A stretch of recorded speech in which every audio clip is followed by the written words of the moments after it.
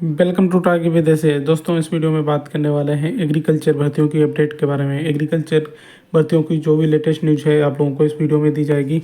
Park agriculture की जो vacancy है उसकी एग्ज़ाम डेट का ऑफिशियल नोटिस आउट हो चुका है, तो इसके बारे में जानकारी दी जाएगी। IBPS FO 2023 का प्री एग्ज़ाम होना है, तो ये इसकी एग्ज़ाम डेट कब रह सकती है, किस दिन एग्ज़ाम होगा, तो इसकी भी जानकारी दी जाएगी। NSC मतलब नेशनल सीड कॉरपोरेशन में कितने छात्रों ने आवेदन किया, एक RTI रिप्लाई के माध्यम से, इसकी जानकारी आप लोगों को दी जाएगी। और इसके अलावा UPSC AGTA विज्ञापन कब तक, UPPSC राज्य कृषि सेवा सीनियर AGTA का विज्ञापन जो है वो कब तक आएगा, तो इसके बारे में जानकारी दी जाएगी। तो वीडियो को लास्ट तक देखिए, पूरी बात समझ आएगी। तो चलिए शुरू करते हैं वीडियो को, देखते हैं क्या इसमें। सबसे पहले बात कर लेते हैं BARC agriculture exam date official notice के बारे में। तो दोस्तों, बार्क की बात करें तो ये आपकी बार्क की फुल फॉर्म है। ये देखिए, बार्क का वैकेंसी आई थी और इसमें एग्रीकल्चर की भी पोस्ट थी। तो बार्क की फुल फॉर्म है भाभा एटॉमिक रिसर्च सेंटर। तो इसके लिए ऑफिशियल नोटिस आया है और इसकी सभी पोस्ट के लिए यहाँ पे जो है एग्ज़ाम डेट घोषित कर दी गई है। आप देख सकते हैं, computer based test CBT schedule for the post of advertisement number 3/2023 BARC की ये जो वैकेंसी आई थी। इसमें अगर एग्रीकल्चर की बात करें तो आप देख सकते हैं दोस्तों, नीचे यहाँ पे ये देखिए, पहले ऊपर देख लीजिए, ये पोस्ट ID दिया गया है और ये पोस्ट का नाम और ये डेट दी गई है एग्ज़ाम की। तो यहाँ पे अगर बात कर लेते हैं एग्रीकल्चर में, इसमें हॉर्टिकल्चर की कुछ वैकेंसी थी। TR06 पोस्ट कोड है और हॉर्टिकल्चर की पोस्ट है। और इसका एग्ज़ाम जो आप लोगों का होने वाला है वो वेडनेसडे को होगा, 22/11/2023 को। ठीक है, तो इसका एग्ज़ाम होने वाला है। जो भी इस भर्ती के छात्र हैं अपनी तैयारी करते रहिए और एग्ज़ाम में अपीयर होने के लिए आप लोगों को ऑल द बेस्ट। अब आगे बात कर लेते हैं IBPS FO 2023 pre exam date के बारे में। तो दोस्तों, एक RTI रिप्लाई के माध्यम से जानकारी मिली है कि FO का जो नोटिफिकेशन आया था उसमें आप लोगों ने देखा होगा कि दिसंबर में प्रस्तावित है। हर साल दिसंबर में ही एग्ज़ाम हो जाता है, लेकिन डेट नहीं दी गई थी। तो FO की डेट एक RTI के माध्यम से पता चली है कि आपका जो प्री एग्ज़ाम होगा वो 30 दिसंबर को FO प्री 2023 का एग्ज़ाम आपका कंडक्ट करवाया जाएगा। तो आप लोग इस हिसाब से अपनी तैयारी कर सकते हैं। ठीक है, तो 30 दिसंबर को आप लोगों का FO प्री का एग्ज़ाम होने वाला है और इसके हिसाब से आप लोग अपनी आगे की प्लानिंग कर सकते हैं और एग्रीकल्चर भी कवर कर सकते हैं। एग्रीकल्चर मेन एग्ज़ाम में आती है, मेन एग्ज़ाम की भी तैयारी कर सकते हैं इसके हिसाब से, जो कि आपके जनवरी में होगा। और उससे पहले प्री एग्ज़ाम होगा जिसमें मैथ की बात करें, क्वांटिटेटिव एप्टीट्यूड DI का बड़ा रोल रहता है और रीजनिंग और इंग्लिश 3 सब्जेक्ट होते हैं। मेन में एग्रीकल्चर पूछा जाता है। आगे चलते हैं, बात कर लेते हैं NSC नेशनल सीड कॉरपोरेशन में कितने छात्रों ने आवेदन किया। इसका एक RTI रिप्लाई आया है, तो आप लोगों को उसकी जानकारी दे देते हैं। तो दोस्तों, यहाँ पे आप देख सकते हैं, ये है category wise number of applications received against advertisement number recruitment NSC 2023। देखिए, साफ साफ लिखा हुआ है यहाँ पे NSC 2023। ठीक है, रिक्रूटमेंट ऑफ द ईयर 2023 में कितने लोगों ने फॉर्म अप्लाई किया है। तो आप लोगों को जो नोटिफिकेशन आया था उसमें कितनी क्या वैकेंसी थी, मैंने आप लोगों को फुल डिटेल में वीडियो बना के जानकारी दे दी थी।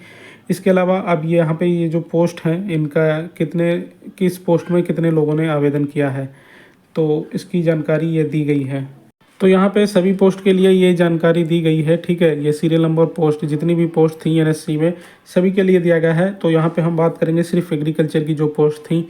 ठीक है, तो यहाँ पे तीसरे नंबर पे दिया गया है मैनेजमेंट ट्रेनी। तो इसमें मार्केटिंग की पोस्ट थी, इसमें एग्रीकल्चर वाले भी एलिजिबल थे, एग्रीकल्चर के अलावा और भी लोग एलिजिबल थे। तो यहाँ पे टोटल फॉर्म अप्लाई हुआ है वो हुआ है 2713।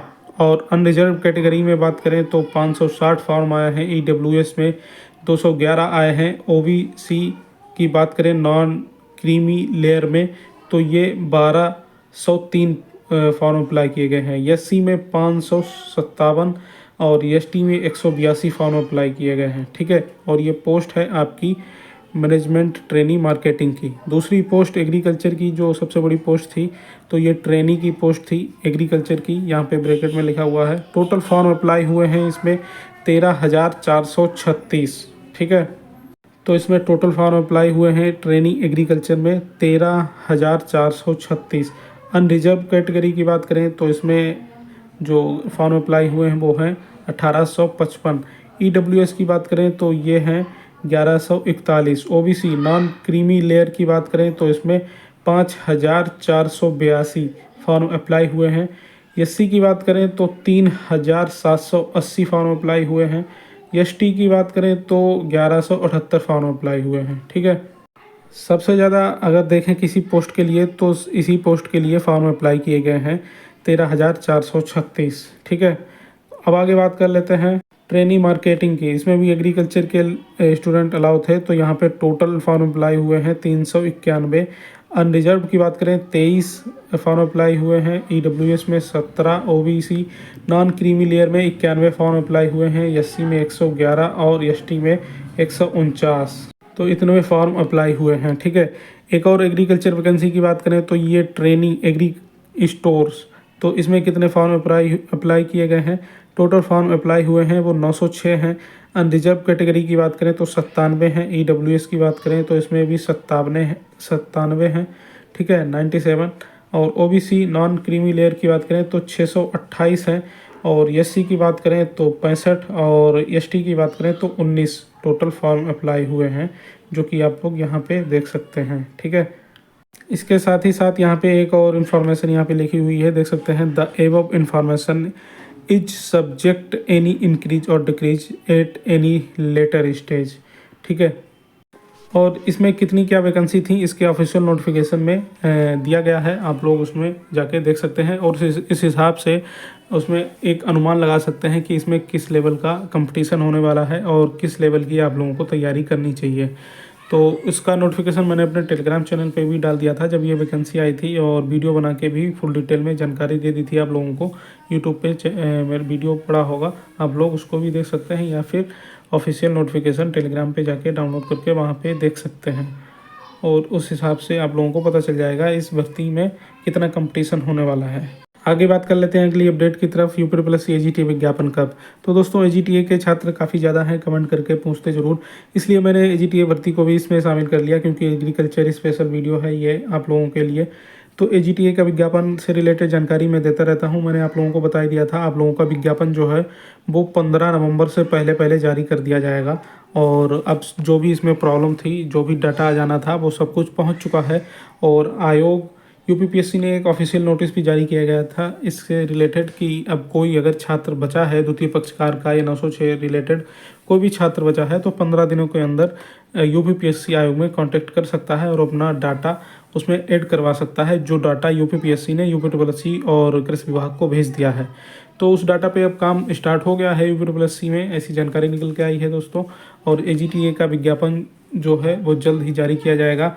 और इसमें थोड़ा टाइम इसलिए लग रहा है क्योंकि एक तो 15 दिन का समय यूपीपीएससी ने दिया है उन छात्रों को जिनका डाटा अभी रह गया हो, और ज़रूरी नहीं कोई बचा ही हो, अगर बाई चांस कोई रह गया हो उनके लिए, ताकि बाद में फिर से ये लोग कोर्ट में ना चले जाएं। ठीक है, इसके अलावा आप लोगों को मैंने पहले ही बता दिया, आप लोगों का जो एजीटीए का विज्ञापन है वो 10 से 15 नवंबर के आसपास आप लोगों को देखने को मिल जाएगा। ठीक है, और अगर यूपीपीएससी ने कोई बहाना नहीं बनाया तो आपका विज्ञापन आ जाएगा। आगे जो भी अपडेट होगी आप लोगों को बता दिया जाएगा।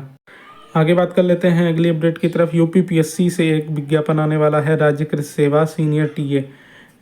तो इसका विज्ञापन कब तक आएगा, इसके रिलेटेड भी छात्र कमेंट करके पूछ रहे थे, तो मैंने आप लोगों को जानकारी दी थी। और ये विज्ञापन जो है जल्द ही जारी किया जाएगा, लेकिन इससे रिलेटेड आप लोगों को पता ही है कि ओटीआर करना होगा। और अब जो यूपीपीएससी वेबसाइट पे आवेदन चल रहे हैं वो आरओ एआरओ को लेकर चल रहे हैं, जिसमें छात्रों को बहुत ज़्यादा दिक्कत आ रही है।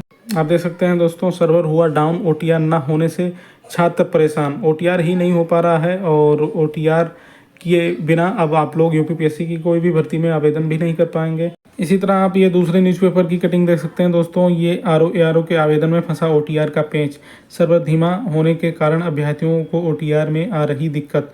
तो अब दोस्तों जो आरओ एआरओ के विज्ञापन का जो आवेदन चल रहा है, इसमें अभी आप थोड़ा टाइम और लगेगा ओटीआर की वजह से। इसका जो लास्ट डेट है वो शायद 9 नवंबर है, तो इसकी लास्ट डेट और बढ़ाई जाएगी। जिस तरह जो एपीएस और स्टाफ नर्स की वैकेंसी आई थी उसमें आवेदन की लास्ट डेट बढ़ाई गई थी, ठीक है, ओटीआर की वजह से, क्योंकि 3 सर्वर बना दिए गए हैं, 3 सर्वर बना दिए हैं।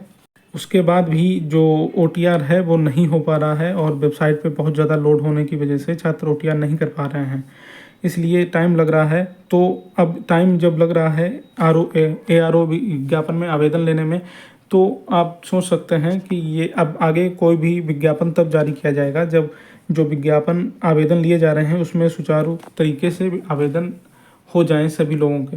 तो आगे ARO विज्ञापन की जो है वो डेट बढ़ा दी जाएगी, उसके आधार पे आगे आने वाले जो विज्ञापन हैं वो थोड़े अब लेट हो जाएंगे। और अब राज्य कृषि सेवा और STA विज्ञापन जो आपका है ये आने में थोड़ा अभी टाइम लगेगा, ठीक है। तो आप लोग ये मान के चलिए नवंबर में थोड़ा मुश्किल है, तो दिसंबर में आप लोगों को इसका जो है वो विज्ञापन देखने को मिल सकता है। तो आगे जो भी अपडेट होगी आप लोगों को बता दिया जाएगा, ठीक है।